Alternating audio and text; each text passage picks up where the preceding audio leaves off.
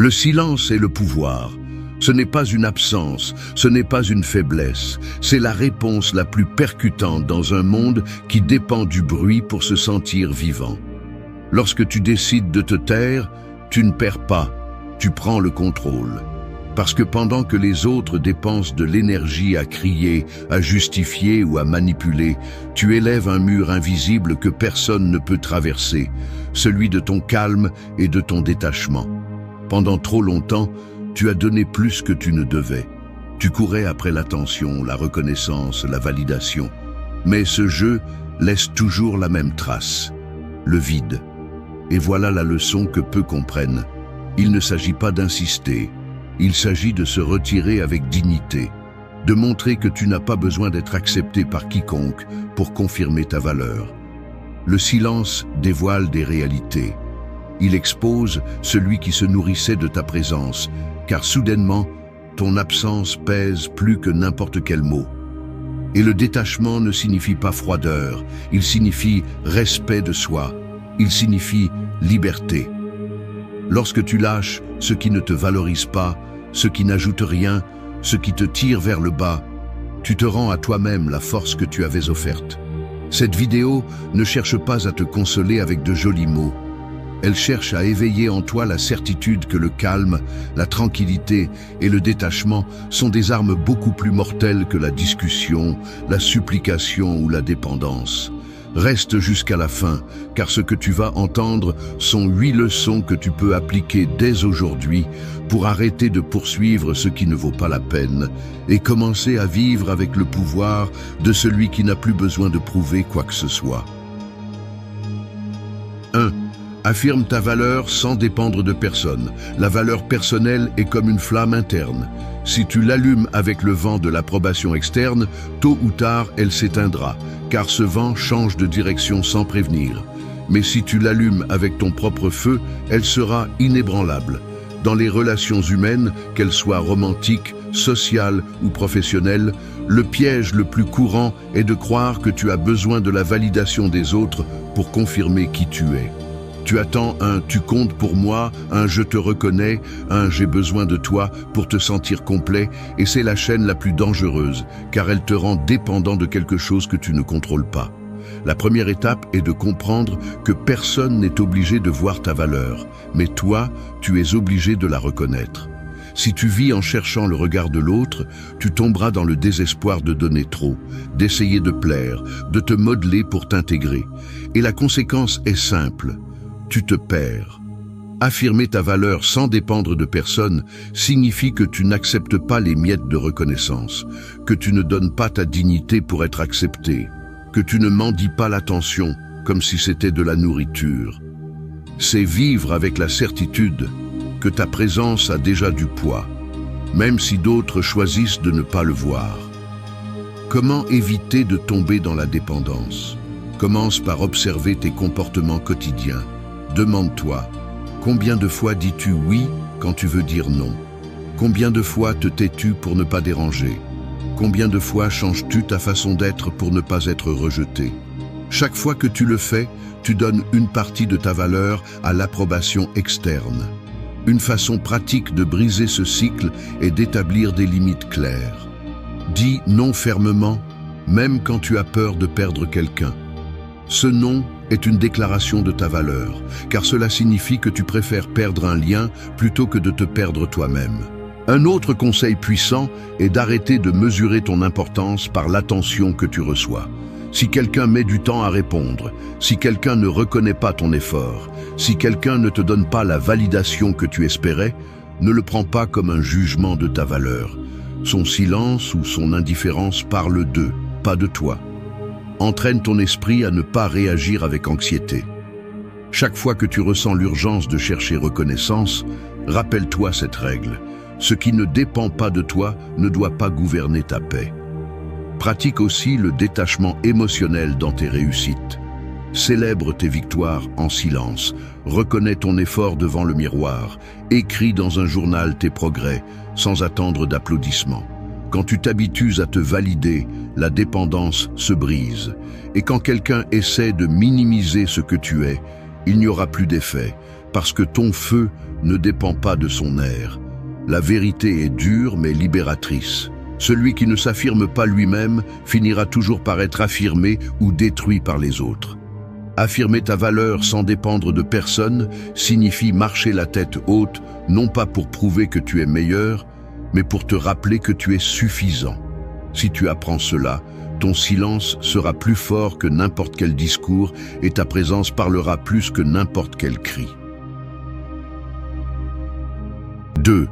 Transforme le silence en ta frontière la plus forte. Le silence est comme un mur invisible. On ne le voit pas, on ne le touche pas, mais celui qui tente de le franchir sans permission ressent immédiatement son poids. C'est la limite la plus élégante et en même temps la plus impitoyable que tu peux ériger face à ceux qui cherchent à t'épuiser, à te manipuler ou à s'approprier ta paix. Dans un monde où les gens parlent trop, où les mots sont utilisés comme des armes pour blâmer, justifier ou faire pression, se taire n'est pas de la passivité, c'est une stratégie. Le silence, bien utilisé, est un rappel percutant que tout le monde ne mérite pas ton énergie. Transformer le silence en ta frontière la plus forte ne signifie pas toujours rester silencieux ni fuir les conversations. Cela signifie choisir quand parler et quand garder ta voix pour protéger ta dignité. C'est la différence entre réagir avec colère ou répondre avec calme. Quand quelqu'un t'attaque en attendant ta réaction, le silence coupe le jeu à la racine. Quand quelqu'un veut t'entraîner dans une discussion sans fin, le silence marque la fin de la bataille sans que tu aies eu à lever le petit doigt. Et quand quelqu'un s'habitue à te voir trop disponible, ton silence lui rappelle que ton temps et ton attention sont des privilèges, pas des droits.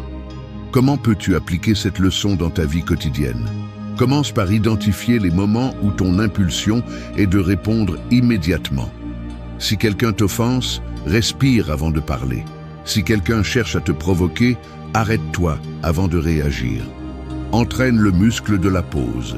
Ce petit instant de silence, même s'il ne dure que quelques secondes, change complètement le cours de l'interaction. C'est dans cet espace que tu reprends le contrôle de toi-même.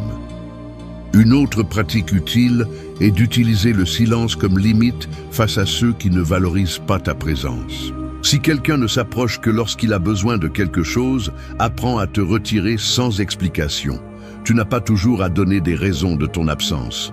Ton silence communique plus que n'importe quel discours. Il communique que ton énergie n'est pas disponible pour l'abus.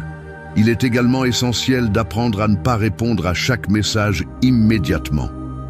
Répondre tard, ou même ne pas répondre, est un rappel que ta vie ne tourne pas autour des demandes des autres. Le silence devient également une frontière lorsque tu l'appliques à toi-même. Arrête de justifier chaque décision, arrête d'expliquer à tout le monde pourquoi tu agis comme tu le fais. Tu n'as pas besoin d'approbation ni de consentement. Celui qui vit en essayant de donner des explications à tout le monde devient prisonnier des opinions des autres. Ton silence est le terrain où tu sèmes l'indépendance. Apprends à garder pour toi ce qui n'a pas besoin d'être partagé, car tout le monde ne mérite pas d'avoir accès à tes pensées les plus profondes. Rappelle-toi que le silence n'est pas une punition, c'est une défense. Ne l'utilise pas pour manipuler ni pour te venger. Utilise-le pour établir des limites claires. Quand tu t'habitues à réagir avec calme et à te taire quand il n'est pas nécessaire de parler, les gens commencent à percevoir ta force. Celui qui sait se taire n'est pas faible, il est maître de lui-même. Et cela, dans un monde rempli de voix désespérées pour attirer l'attention, est un pouvoir que peu de gens possèdent. Fais du silence ta frontière la plus forte, et tu découvriras que beaucoup de batailles sont gagnées sans avoir besoin de combattre. Parce qu'à la fin, le bruit s'use tout seul, mais le silence reste ferme, intouchable, impossible à briser. 3. Prends du recul avec calme et dignité. Reculer n'est pas toujours une défaite. Parfois, c'est le coup de maître qui change le cours de la partie. Pense au jeu d'échecs. Le mouvement le plus puissant n'est pas toujours d'avancer. Souvent, il s'agit de retirer une pièce pour la protéger, pour réorganiser la stratégie et laisser l'adversaire sans issue. C'est ainsi dans la vie et dans les relations humaines.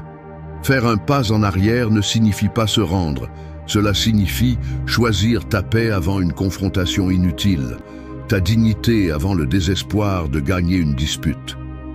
Dans les relations, qu'elles soient romantiques, sociales ou professionnelles, la plupart craignent le recul. On nous a appris qu'il faut toujours insister, lutter, prouver. Mais le véritable pouvoir réside dans le retrait lorsque la situation exige de la dignité. À quoi bon discuter avec quelqu'un qui a déjà décidé de ne pas écouter? À quoi bon insister dans un espace où ta présence est ignorée? Insister ne fait qu'éroder ta valeur. Le pas en arrière, en revanche, la multiplie, car il montre que tu sais t'arrêter à temps, que tu n'es pas l'esclave du besoin de convaincre quelqu'un. Le pas en arrière est aussi un miroir. Quand tu t'éloignes calmement, l'autre est confronté au vide de ton absence. C'est là que beaucoup comprennent ce qu'ils prenaient auparavant pour acquis. Mais le plus important n'est pas ce que l'autre ressent, c'est ce que tu récupères, la clarté. Depuis la distance, tu peux observer ce que tu ne voyais pas auparavant. Tu peux te rendre compte si cette relation, ce projet ou cette dynamique méritait vraiment ton engagement. Et si tu découvres que non, ton retrait devient une libération. Comment appliquer cette leçon dans la vie quotidienne? D'abord, pratique la patience en plein conflit. Si la conversation s'enflamme, respire et décide de ne pas répondre immédiatement. Retire-toi, même si ce n'est que pour quelques minutes, et reviens quand tes émotions sont sous contrôle. Ce simple pas en arrière évite que tu dises ce que tu regretterais plus tard. Deuxièmement, évalue où tu investis ton énergie. Si tu remarques que c'est toujours toi qui cherches, qui propose, qui soutient, il est temps de faire un pas en arrière. Ne le fais pas avec rancœur, fais-le avec calme et observe si de l'autre côté il y a un véritable mouvement pour maintenir le lien. Un autre conseil puissant est de redéfinir ce que signifie gagner. Souvent, nous croyons que gagner, c'est avoir le dernier mot ou prouver que nous avions raison. Mais la véritable victoire est de ne pas perdre ta paix intérieure. Lorsque tu choisis de faire un pas en arrière, même si tu as des arguments à revendre, tu priorises ce qui compte vraiment, ta stabilité. Et c'est la meilleure façon de démontrer le contrôle. Il est également essentiel d'apprendre à se retirer sans drame. Tu n'as pas besoin de fermer les portes avec des cris ou des reproches. Le silence et la distance parlent d'eux-mêmes. Un pas en arrière, fait avec calme et sans explications excessives, est plus percutant que 1000 discours d'adieu. Ce calme désarme, car il n'y a pas de colère qui puisse être utilisée contre toi. Faire un pas en arrière avec dignité n'est pas de la lâcheté, c'est de la sagesse. C'est comprendre que tous les espaces ne méritent pas ta voix et que toutes les batailles ne méritent pas ton épuisement. Cela signifie lâcher l'ego qui veut s'imposer et embrasser la sérénité de celui qui n'a plus besoin de prouver quoi que ce soit. Souviens-toi de ceci, le véritable fort n'est pas celui qui avance toujours, c'est celui qui sait quand se retirer. 4. Offrez-vous la clôture que d'autres n'ont pas pu vous donner. Les histoires inachevées sont comme des livres sans la dernière page. Vous restez coincé dans l'incertitude, attendant une explication, un dénouement, une phrase qui éclaircit tout. Cette attente consume, car l'esprit déteste l'inachevé et cherche des réponses dans chaque silence. Cependant, la vérité est dure. Il y a des personnes qui ne vous donneront jamais la clôture que vous attendez. Et ce n'est pas parce que vous ne la méritez pas, mais parce qu'elles n'ont pas la maturité, le courage ou la capacité de le faire. S'accrocher à cette attente, c'est comme vivre enchaîné à une fin qui n'arrivera jamais. La véritable clôture ne dépend pas de ce que les autres font, elle dépend de ce que vous décidez de construire. Vous offrir la clôture signifie accepter que vous n'avez pas besoin d'une excuse pour guérir, que vous n'avez pas besoin d'une explication pour avancer, que vous n'êtes pas lié aux mots qui n'ont jamais été prononcés. C'est comprendre que le pouvoir de tourner la page est en vous, pas dans l'autre. Parce que tant que vous continuez à attendre, vous vous épuisez, vous vous consumez, et le pire, vous donnez le contrôle de votre vie à quelqu'un qui est déjà parti ou qui a choisi de ne pas répondre. Comment appliquer cette leçon dans la vie quotidienne? D'abord, reconnaissez votre besoin de clôture. Ne le niez pas, Ne le cachez pas. Nous voulons tous comprendre pourquoi quelque chose s'est terminé, pourquoi quelqu'un a changé, pourquoi nous n'avons pas reçu ce que nous avons donné. Mais la différence réside dans la façon dont vous y faites face. Au lieu de chercher ces réponses dans le silence de l'autre, entraînez-vous à écrire vos propres conclusions. Faites-le littéralement. Prenez un cahier et rédigez ce que cette histoire a été pour vous, ce que vous avez appris, ce que vous avez perdu, ce que vous ne répéterez pas. Cet acte simple entraîne votre esprit à fermer des cercles sans dépendre d'explications externes. Deuxièmement, arrêtez d'attendre des excuses. Il y a des gens qui n'admettront jamais le mal qu'ils ont causé.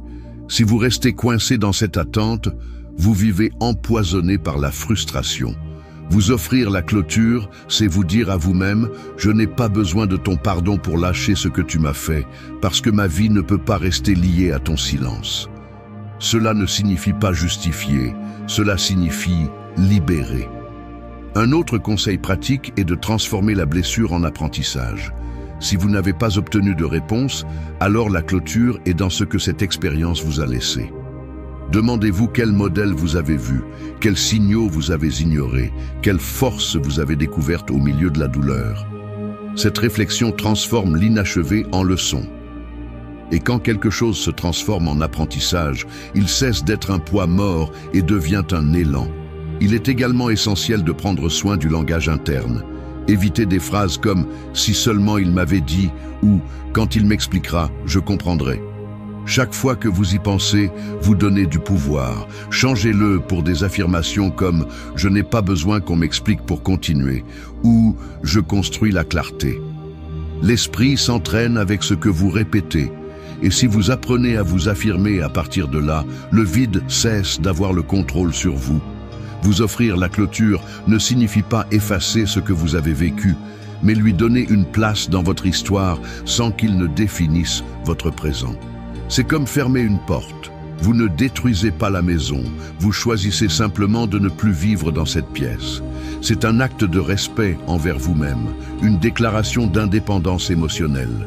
Rappelez-vous, la véritable clôture n'est pas accordée par les mots qui n'ont jamais été prononcés, mais par votre décision de ne pas rester coincé dans l'inachevé. Quand vous comprenez cela, vous arrêtez d'attendre et vous commencez à marcher la tête haute, parce que vous n'êtes plus l'otage du silence des autres. Vous êtes celui qui écrit la fin de vos chapitres. 5. Lâche l'obsession et embrasse l'acceptation. S'accrocher à une idée, à une personne ou à un résultat est comme tenir fermement une corde qui glisse entre tes mains. Plus tu serres, plus elle te coupe, plus elle te blesse, plus tu saignes. L'obsession fonctionne de la même manière. Plus tu essaies de contrôler l'incontrôlable, plus tu perds ta paix. Dans les relations humaines, qu'elles soient romantiques, sociales ou professionnelles, l'obsession se déguise en intérêt, en engagement, voire en amour. Mais en réalité, c'est un piège mental qui consomme ton énergie et te lie à la souffrance. Lâcher l'obsession et embrasser l'acceptation ne signifie pas abandonner, cela signifie se libérer.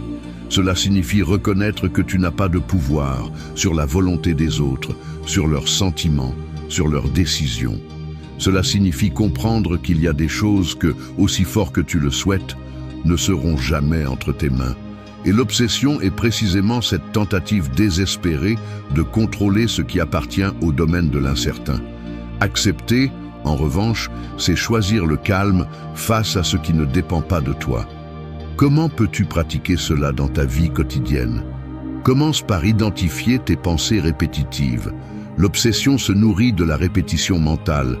Pourquoi m'a-t-il quitté? Qu'ai-je fait de mal? Que pensera-t-il de moi? Chaque fois que ton esprit entre dans ce cycle, c'est comme si tu revenais serrer la corde qui te fait mal. Le briser nécessite de la discipline.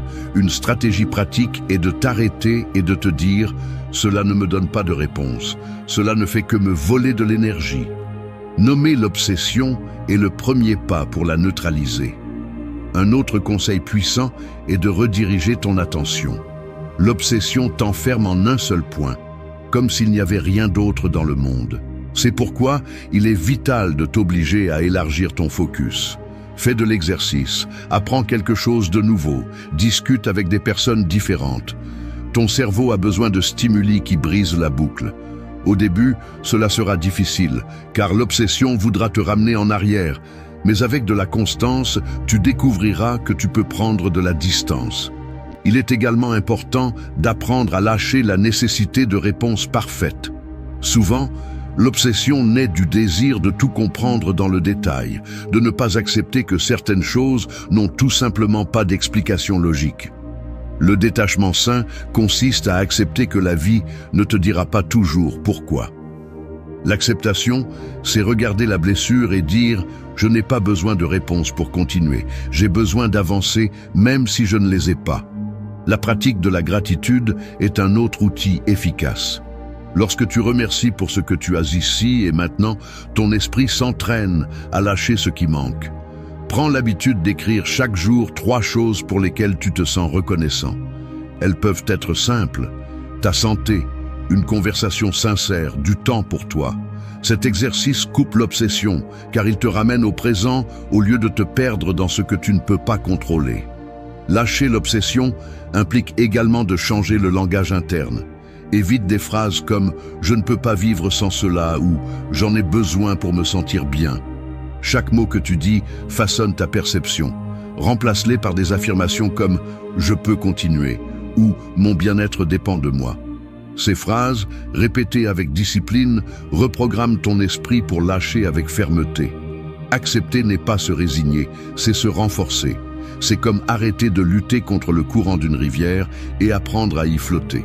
Lorsque tu lâches, tu récupères ton énergie. Lorsque tu acceptes, tu te libères du poids que tu n'aurais jamais dû porter. Et dans ce calme, tu découvres que ta valeur, ta paix et ta force ne dépendent pas de ce qui obsédait ton esprit, mais de ce que tu choisis de cultiver en toi. 6. Fais de la discernement ton plus grand avantage. Marcher dans la vie sans discernement, c'est comme traverser une forêt la nuit avec une lampe de poche sans pile. Tu avances à l'aveuglette, tu trébuches sur ce que tu ne vois pas, tu te fies aux ombres et tu finis par perdre ton chemin. Le discernement, en revanche, est la lumière qui te permet de distinguer le chemin réel des illusions, la vérité des apparences, ce qui a de la valeur de ce qui ne fait que t'épuiser. Dans les relations humaines, le manque de discernement te fait donner ta confiance à n'importe qui, t'ouvrir excessivement ou te maintenir dans des liens qui ne font que drainer ton énergie. Faire du discernement ton plus grand avantage signifie apprendre à voir au-delà des mots et à observer les faits. Cela signifie ne pas te laisser entraîner par des promesses vides, ni par des gestes qui cherchent à manipuler. Car la réalité est claire, tous ceux qui sourient ne sont pas sincères. Tous ceux qui s'approchent ne le font pas avec de bonnes intentions, et tous ceux qui disent t'aimer ne savent pas prendre soin de toi. Le discernement est la capacité de filtrer, de mettre à l'épreuve ce que tu reçois, avant de le laisser entrer dans ta vie. Comment peux-tu l'appliquer au quotidien? Commence par observer les actions, pas seulement les mots.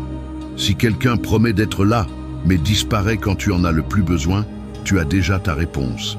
Si quelqu'un parle de respect, mais ne respecte pas tes limites, tu as déjà ta vérité. Le discernement ne se base pas sur ce qu'on te dit, il se base sur ce qu'ils font encore et encore. Entraîne tes yeux à voir des modèles, pas des excuses. Un autre conseil pratique est d'apprendre à écouter l'inconfort interne.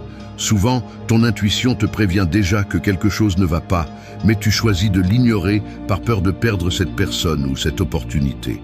Le discernement exige du courage pour prendre au sérieux ces signaux internes. Ne justifie pas l'injustifiable, ne couvre pas avec l'espoir ce qui est évident. Ta paix doit toujours peser plus que ta peur. Il est également essentiel d'établir des critères clairs pour tes relations. Demande-toi, quel est le minimum que j'exige pour me sentir respecté? Quel comportement ne suis-je pas prêt à tolérer? Écris ces réponses et ne les trahis pas. Le discernement se renforce lorsque tu as des règles fermes qui guident tes choix. Si tu acceptes moins que ce que tu as décidé, tu n'exerces pas le discernement, tu abandonnes ton pouvoir.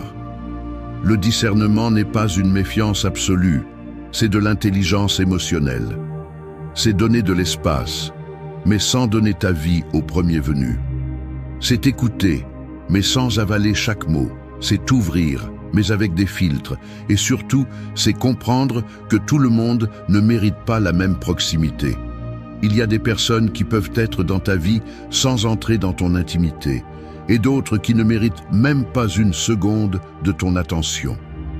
Pratiquer le discernement implique également de savoir quand se retirer. Si une situation a déjà montré son vrai visage, si une personne a déjà franchi la limite plusieurs fois, tu n'as pas besoin de plus de preuves. Ton temps est trop précieux pour continuer à l'investir dans ce qui a déjà prouvé qu'il ne change pas. Celui qui n'apprend pas à discerner répète les erreurs. Celui qui en fait une habitude se protège lui-même de manière silencieuse et puissante. Fais du discernement ton plus grand avantage et tu découvriras que beaucoup de blessures sont évitées avant même qu'elles ne commencent. Parce qu'il ne s'agit pas de devenir froid, il s'agit de devenir conscient. Et celui qui vit avec conscience n'a pas besoin de crier pour être fort, ni de tomber dans des pièges pour apprendre. Il observe simplement, décide et continue d'avancer avec calme et fermeté. C'est là la véritable supériorité du discernement. Il te donne la clarté que d'autres perdent dans la confusion et le bruit. 7. Maîtrise l'art de ne pas réagir. La réaction impulsive est comme un incendie dans une forêt sèche. Il suffit d'une étincelle, d'un mot mal dit ou d'un geste offensant pour que tu brûles complètement. Et quand tu réagis sans réfléchir, tu abandonnes ton pouvoir, car tu laisses l'autre décider comment tu te sens, ce que tu dis et comment tu agis. L'art de ne pas réagir n'est pas de l'indifférence, c'est du contrôle. C'est devenir le gardien de ton propre calme et ne pas permettre à toute provocation de détruire ce que tu as construit en toi. Maîtriser cet art, c'est accepter que tout ne mérite pas une réponse. Nous vivons dans un monde où tout le monde veut avoir le dernier mot, où la fierté cherche à s'imposer et où les réseaux sociaux ont transformé chaque différence en une bataille publique. Mais que se passe-t-il si tu choisis de ne pas entrer dans le jeu? Ce qui se passe est puissant. Tu désarmes le provocateur, tu préserves ton énergie et tu démontres que ta paix pèse plus que ton ego. Parce que celui qui sait se taire au bon moment n'est pas faible, il est maître de lui-même. Comment peux-tu entraîner cela dans ta vie quotidienne? D'abord, pratique la pause. Quand tu sens que ton sang bout, quand un message ou un commentaire te provoque, ne réponds pas immédiatement. Respire, attends, et souviens-toi que le silence est aussi une réponse. Cette pause peut te sauver de discussions inutiles, de mots que tu regretterais plus tard et de décisions impulsives qui laissent des cicatrices. Un autre conseil pratique est d'identifier les déclencheurs qui te font généralement réagir. Fais une liste. Cela peut être la critique, l'indifférence, le manque de reconnaissance. Une fois que tu les as reconnus, tu seras mieux préparé à les affronter sans perdre le contrôle. Parce que quand tu sais d'où vient le coup, il est plus facile de l'esquiver. L'art de ne pas réagir ne signifie pas ne pas ressentir. Cela signifie décider comment agir malgré ce que tu ressens. Il est également essentiel de changer ta perspective sur l'offense. Souvent, ce que disent les autres ne parle pas de toi, mais d'eux. La critique cruelle reflète leur amertume, la provocation reflète leur vide, le mépris reflète leur propre insécurité. Quand tu comprends cela, tu arrêtes de le prendre personnellement. Et quand tu arrêtes de le prendre personnellement, tu retrouves ta liberté émotionnelle. Un exercice utile est d'entraîner ton esprit dans des scénarios quotidiens. Si quelqu'un te coupe dans la file d'attente, si quelqu'un te coupe la route, si quelqu'un essaie de t'humilier avec du sarcasme, utilise ces moments pour pratiquer le calme. Au lieu d'exploser, observe ta réaction interne et répète mentalement « Je ne vais pas donner ma paix ».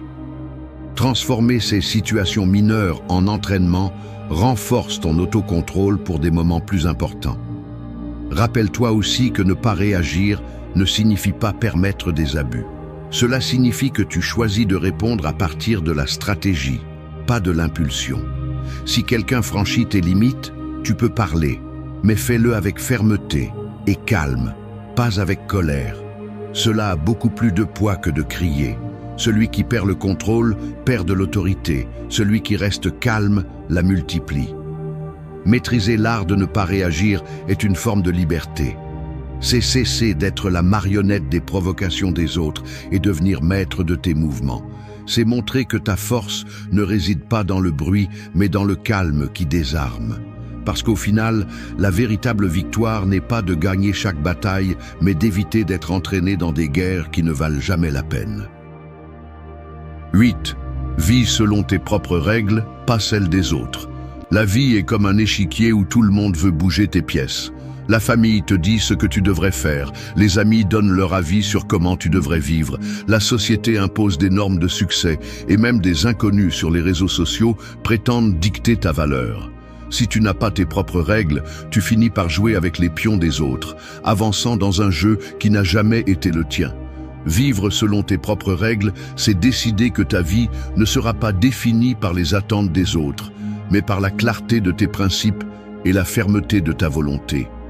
Ce point n'est pas un appel à l'égoïsme, mais à l'authenticité. Cela signifie que tu ne vas pas te modeler pour entrer dans des espaces où tu n'es pas respecté, que tu ne vas pas suivre des chemins que d'autres ont tracés simplement parce que c'est ce qu'on attend de toi.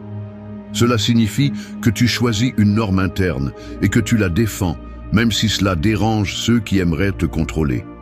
Parce qu'au final, le prix à payer pour vivre selon les règles des autres est élevé. Tu perds ta voix, ta liberté et ton essence. Comment peux-tu appliquer cette leçon dans ta vie quotidienne?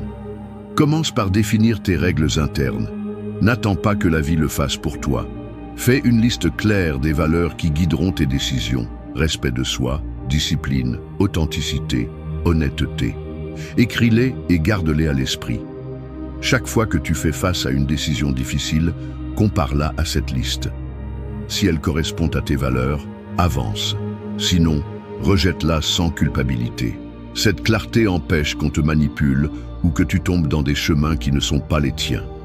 Un autre conseil pratique est d'apprendre à dire non sans te justifier.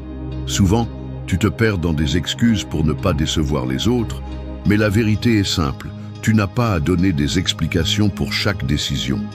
Quand tu dis non avec fermeté et calme, tu réaffirmes tes règles. Et chaque fois que tu le fais, ton estime de toi grandit, parce que tu te prouves à toi-même que ta vie est entre tes mains. Il est également important de rompre avec l'addiction à l'approbation.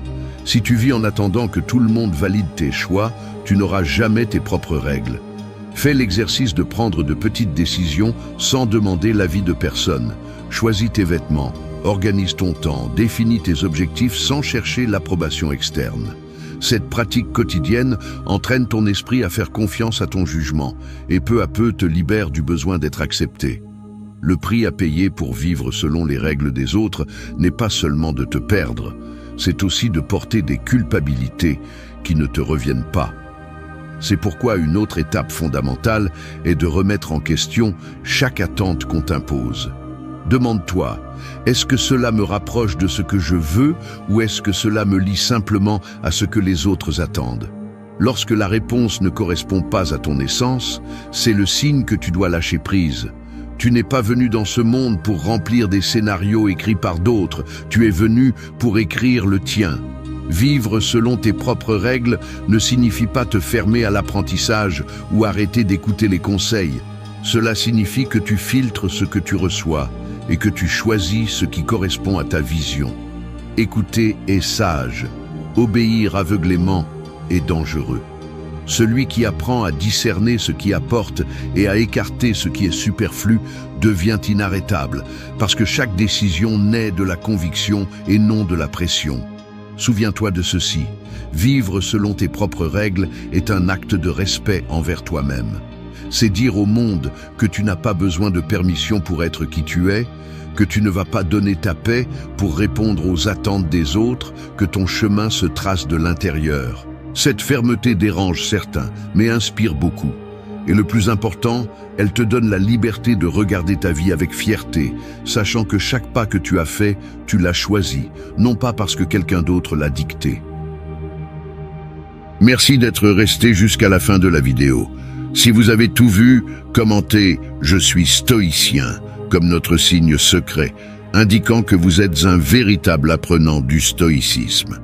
N'oubliez pas de vous abonner et de liker la vidéo si elle vous a plu. Rendez-vous dans la prochaine vidéo et rappelez-vous, continuez à cultiver votre esprit stoïque.